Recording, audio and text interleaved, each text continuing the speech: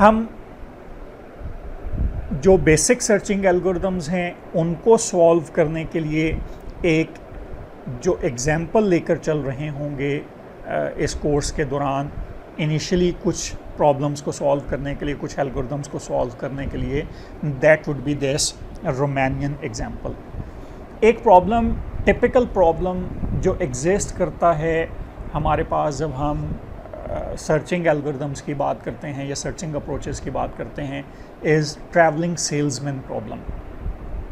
Travelling salesman problem ये है कि अगर एक सेल्समैन ने डिफरेंट सिटीज़ को विज़िट करना है और डिफरेंट सिटीज़ को विज़िट करते हुए उसने किसी पर्टिकुलर डेस्टिनेशन तक पहुंचना है, सच दैट कि उसने तमाम सिटीज़ को एटलीस्ट वंस विज़िट कर लिया हो, तो ट्रैवलिंग सेल्समैन प्रॉब्लम ये है कि उस सेल्समैन के लिए एक ऐसा राउट डिफ़ाइन किया जाए कि डिफरेंट सिटीज़ में नेविगेट करने के दौरान उसको मिनिमम टाइम स्पेंड करना पड़े या मिनिमम कॉस्ट पे करनी पड़ रही हो। अब इस प्रॉब्लम को सॉल्व करने के लिए एक ट्रेडिशनल जो मैप है, रोमानियन मैप, वो यूज़ किया जाता है। रसल एंड नॉर्विक की जो कोर्स बुक हम लेकर चल रहे हैं उसने बेसिक जो एल्गोरिदम्स को डिस्कस किया है वो इसी प्रॉब्लम के ऊपर, इसी मैप के ऊपर डिस्कस किया हुआ है। सो रोमानियन मैप की जो एक ख़ासियत है इसको यूज़ करने की, उसकी एक मेजर रीज़न ये है कि रोमानिया का जो मैप है उसके अंदर सिटी नेम्स जो हैं, कोई भी ऐसा अल्फ़ाबेट नहीं है जिस अल्फ़ाबेट से at least one city name start ना होता हो। सो बेसिकली इस मैप को यूज़ इसलिए किया जाता है क्योंकि हम ट्रैवलिंग सेल्समैन प्रॉब्लम को बहुत आसानी के साथ, बहुत अच्छे तरीके से इस मैप के ऊपर, इस रोमानियन मैप के ऊपर मैप कर सकते हैं, इसके ऊपर प्लेस कर सकते हैं इस तरीके से कि हम इस बात को आइडेंटिफाई करते हैं कि लेट्स सपोज हमारे पास 26 सिटीज़ हैं फ्रॉम ए टू जी, और हमने एक ऐसा पाथ सेलेक्ट करना है कि जिससे हम ए से लेकर जी तक तमाम के तमाम सिटीज़ को विज़िट कर लें, एटलीस्ट वंस हमने इन तमाम के तमाम सिटीज़ को विज़िट कर लिया हो। सो जब हम ये बात कर रहे हैं कि हमारे पास 26 डिफरेंट सिटीज़ एग्जिस्ट करते हैं, तो यहाँ पर अब सॉल्यूशन जो हमारे पास आएगा वो सॉल्यूशन ये हो सकता है कि हम ए से लेकर लेट्स सपोज जी तक जाना चाहते हैं, ए से लेकर जी तक हमने तमाम की तमाम नोड्स पर ट्रैवल करना है। सो अब यहाँ पर हमारे पास जो सॉल्यूशन होगा वो बहुत ज़्यादा सॉल्यूशंस हमारे पास एग्जिस्ट कर सकते हैं, like A B C D E F G H, और हम जी तक जाएं, फिर ये कि हम जी को विज़िट करने से पहले वाई को विज़िट कर लें, या फिर ये कि हम जी को विज़िट करने से पहले एक्स को विज़िट कर लें। तो हमारे पास 26 फैक्टोरियल जो है वो वैल्यूज़ आएंगी, यानी थाउजेंड्स ऑफ पॉसिबल पाथ्स होंगे जिनको हमें सर्च करना पड़ रहा होगा। नाउ फॉर ह्यूमन बींग्स ये ऑलमोस्ट इम्पॉसिबल टास्क है, लेकिन अगर हम किसी कंप्यूटर एल्गोरिदम की बात करें जिसने लेट्स सपोज 100,000 पाथ में से किसी एक ऑप्टिमल पाथ को सर्च करना हो, obviously it would take a lot of time कि हम इस तरह की किसी प्रॉब्लम को सॉल्व करने के लिए इतने ज़्यादा नंबर ऑफ़ सॉल्यूशंस इम्प्लीमेंट करें, और इतने ज़्यादा नंबर ऑफ़ सॉल्यूशंस इम्प्लीमेंट करने के बाद हम ये डिसाइड करें कि उन तमाम के तमाम सॉल्यूशंस में से बेस्ट सॉल्यूशन या ऑप्टिमल सॉल्यूशन कौन सा है। सो ये जो बेस्ट सॉल्यूशन या ऑप्टिमल सॉल्यूशन हमने फाइंड आउट करना है, इसको फाइंड आउट करने के अंदर जो डिफ़िकल्टी है उसको बेसिकली हम डिफरेंट सर्चिंग एल्गोरिदम्स के थ्रू रिजॉल्व करने की कोशिश करते हैं। सो एनी हाउ हम इस मैप को लेकर चल रहे होंगे और इस मैप के थ्रू हम कोशिश करेंगे कि जो हमारे सर्चिंग एल्गोरिदम्स हैं उनके थ्रू हम इस मैप को सॉल्व कर सकें। और इस मैप को सॉल्व करने के लिए यहाँ पर आप देख रहे होंगे दो नोड्स जो हमारे पास हैं उनको हमने ब्राउन कलर से रिप्रेजेंट किया हुआ है, ए एंड बी। सो हम सिंपल जो प्रॉब्लम लेकर चल रहे होंगे वो ये कि हमने नोड ए से नोड बी तक पहुँचना है। अब नोड ए से बी तक पहुंचने के लिए यहाँ पर आप देख रहे होंगे मल्टीपल नोड्स हमारे पास अवेलेबल हैं। हम ए से एस के ऊपर जा सकते हैं और फिर बी के ऊपर जा सकते हैं, या ए से जी के ऊपर जाएं और वाया एस हम बी के ऊपर जा रहे हैं, या ए से टी के ऊपर जाएं और वाया सी पी बी तक पहुँचें, या सी से आर एस एफ के थ्रू हम बी तक पहुँचें। इसी तरह से आप देख रहे हैं मल्टीपल पाथ्स हमारे पास यहाँ पर अवेलेबल हैं। सो इन तमाम की तमाम पाथ्स में जो प्रॉब्लम एग्जिस्ट कर रहा है वो यही कि हम मिनिमम कॉस्ट को पे करते हुए अपने ऑप्टिमल सॉल्यूशन को फाइंड आउट कर सकते हों। सो इस पर्टिकुलर मैप को देखें तो यहाँ पर हमारे पास इनिशियल स्टेट ए है। जो एक्शंस हमारे पास हैं वो एक्शंस ये हैं कि हम एक सिटी से दूसरे सिटी के दरमियान मूव कर सकते हैं। ट्रांजिशन मॉडल हमारे पास ये होगा कि अगर हम सिटी ए से सिटी बी की तरफ मूव करना चाहते हैं तो हम ऐसी पाथ को सिलेक्ट कर रहे हों कि जिसमें हम बी तक डेफिनेटली पहुंच सकते हों। सो जब हम ये कह रहे हैं कि हम किसी ऐसी पाथ को सिलेक्ट करें जिसके थ्रू हम बी तक पहुंच सकते हो, तो यहाँ पर क्वेश्चन ये आएगा कि वेदर वी आर अलाउइंग कि हम बैकवर्ड डायरेक्शन में मूव कर सकते हैं या नहीं कर सकते। एक सिंपल डिफरेंस जो ट्रांजिशन मॉडल्स के अंदर यहाँ पर आ रहा होगा वो ये होगा। फॉर इंस्टेंस हम डिसाइड करते हैं कि हमने ए से एस के ऊपर मूव करना है। नाउ जब हम एस के ऊपर जा रहे होंगे तो हमारे पास मल्टीपल पाथ्स अवेलेबल हैं। हम आर के ऊपर भी जा सकते हैं एस से, हम एस से एफ की तरफ भी मूव कर सकते हैं, and we can move backward from S to A.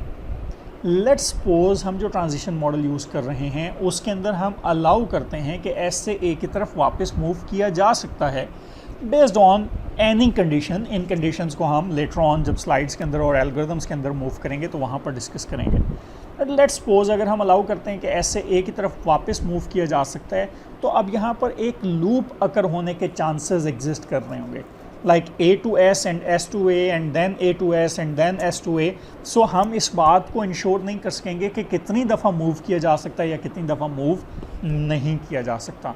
सो ये मैटर कर रहा होगा कि कंडीशन रूल्स जो हम सेट कर रहे हैं वो कंडीशन रूल्स किस तरह के हैं। यही कंडीशन रूल्स जो हैं वो एक्चुअली हमारा ट्रांजिशन मॉडल बन जाता है। गोल स्टेट हमारे पास डेफिनेटली बी होगी इस पर्टिकुलर केस में, और हमारे पास पाथ कॉस्ट जो निकलेगी that would be sum of edge cost. For instance हम सेलेक्ट करते हैं कि हम ए से एस पर जाएंगे, एस से एफ पर और एफ से बी पर जाएंगे, तो इसकी पाथ कॉस्ट अगर हम कैलकुलेट करें तो हमारे पास ये पाथ कॉस्ट जो है वो around 211 + 99 that would B 310 and plus 140, so around 450 के करीब हमारी इसकी कॉस्ट बन जाएगी। इसके मुकाबले में अगर हम देखें तो हमारे पास डिफरेंट पाथ्स ऐसी अवेलेबल हो सकती हैं जिनकी कॉस्ट जो है इससे कम हो, और ऐसी पाथ्स भी अवेलेबल हो सकती हैं जिनकी कॉस्ट इससे ज़्यादा हो। सो हमारा बेसिक प्रॉब्लम ये होगा कि हम एक ऐसी पाथ सर्च कर सकें किसी एल्गोरिथम के थ्रू जो हमें हमेशा ऑप्टिमल रिज़ल्ट शो कर रहा हो। कुछ एल्गोरिथम्स जो हम यहाँ पर डिस्कस करेंगे वो ऐसे होंगे जो कुछ कंडीशंस में तो ऑप्टिमल पाथ सर्च करके दे सकते होंगे, कुछ एल्गोरिथम्स ऐसे होंगे जो किसी भी कंडीशन के अंदर अगर हम उनको अप्लाई करें तो हमें ऑप्टिमल पाथ प्रोवाइड कर देंगे। सो हमारा एम किसी ऐसे एल्गोरिथम तक पहुँचना होगा, किसी ऐसी अप्रोच को डिस्कस करना होगा कि जिसके थ्रू हम हमेशा ऑप्टिमल पाथ फाइंड आउट कर सकते हों।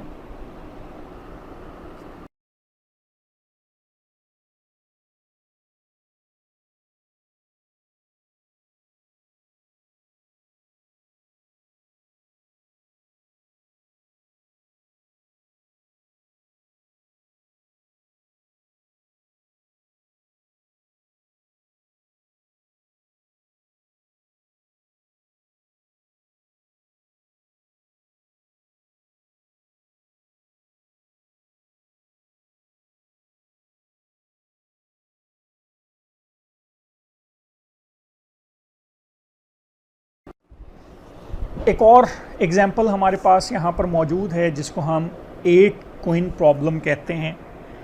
8 queen problem is typically a problem जो चेस या बोर्ड गेम्स के अंदर हमारे पास आता है।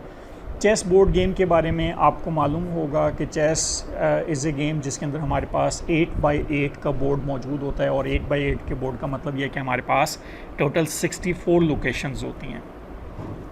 नाउ 8 क्वीन प्रॉब्लम इज़ कि हमने इस 8x8 के बोर्ड के ऊपर 8 क्वींस को इस तरीके से प्लेस करना है कि कोई भी क्वीन किसी दूसरी क्वीन को थ्रेट ना कर सकती हो।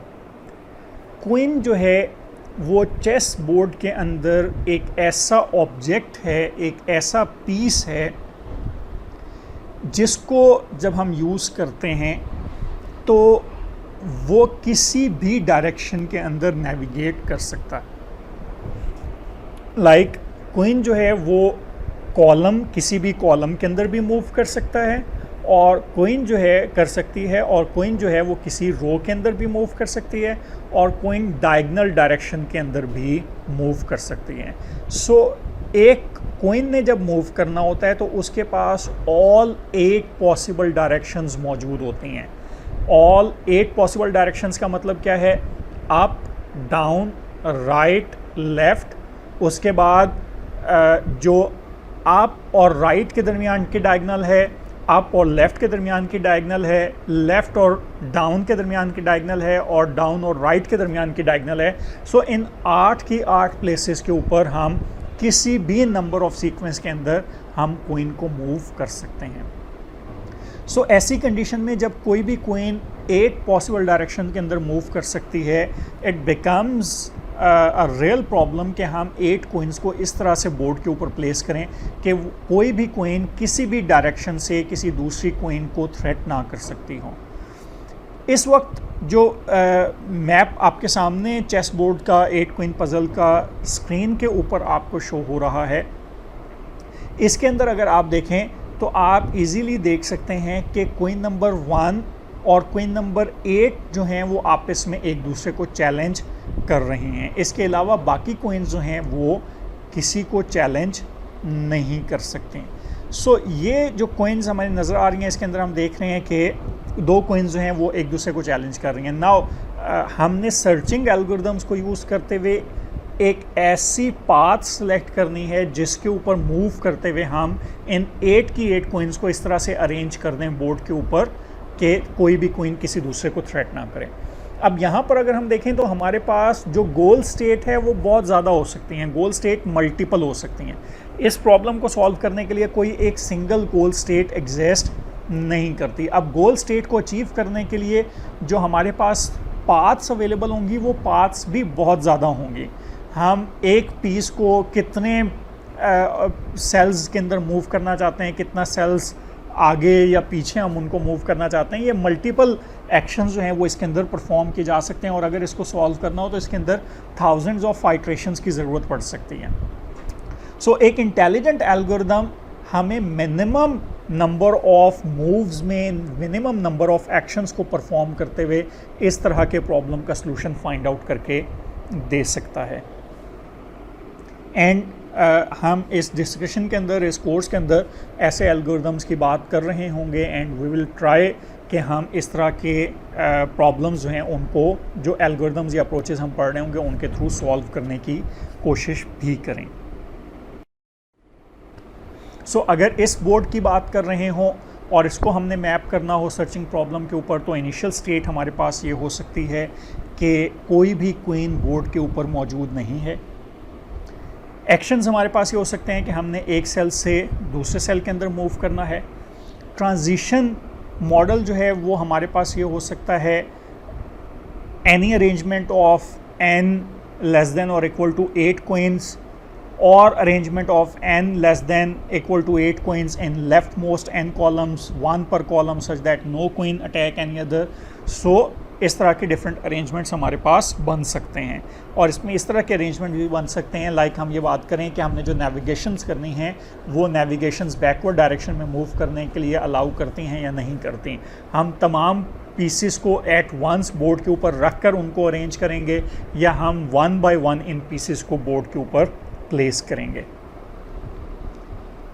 गोल स्टेट हमारे पास ये होगी कि as we have discussed earlier के 8 की 8 क्वींस जो हैं वो बोर्ड के ऊपर प्लेस कर दी जाएं in such a way that no queen can attack any other queen. Path cost हमारे पास सिंपली होगी, हम एक सेल से दूसरे सेल के अंदर जितनी दफ़ा मूव करेंगे तो जितने नंबर ऑफ सेल्स के अंदर हमने किसी भी क्वीन को मूव किया होगा तो तमाम की तमाम क्वींस की तमाम जितनी भी टोटल मूवमेंट्स होंगी वो हमारी एक्चुअल कॉस्ट बन जाएगी।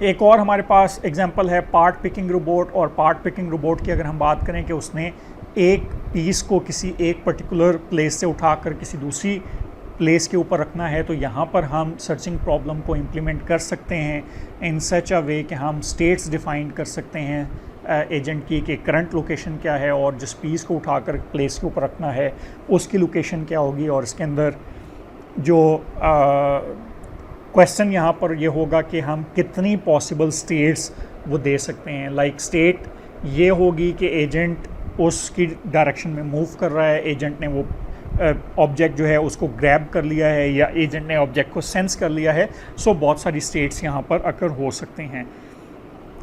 फिर जो एजेंट की मूवमेंट्स होंगी वो एजेंट रोटेट कर सकता है, कितने डिग्री एंगल के ऊपर रोटेट कर सकता है, कौन कौन से बॉडी पार्ट्स जो हैं इस रोबोटिक आर्म के वो रोटेट कर सकते हैं। ये तमाम की तमाम चीज़ें स्टेट डिटरमिन करने के लिए मैटर कर सकती हैं।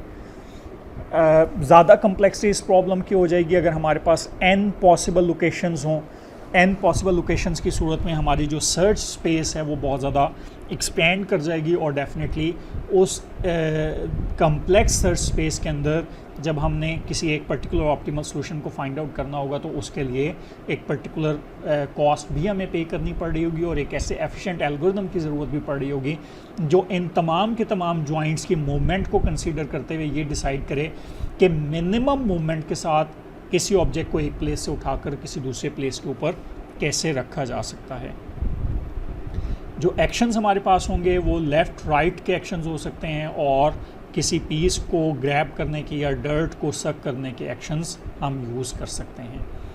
ट्रांजिशन मॉडल जो है वो सिंपली ये हो सकता है कि एजेंट कितने डिग्री के ऊपर मूव कर सकता है, अप एंड डाउन वो मूव कर सकता है, उसने जो रोटेट करना है या टर्न्स लेने हैं वो शार्प टर्न्स लेने हैं, एज टर्न्स लेने हैं उसने।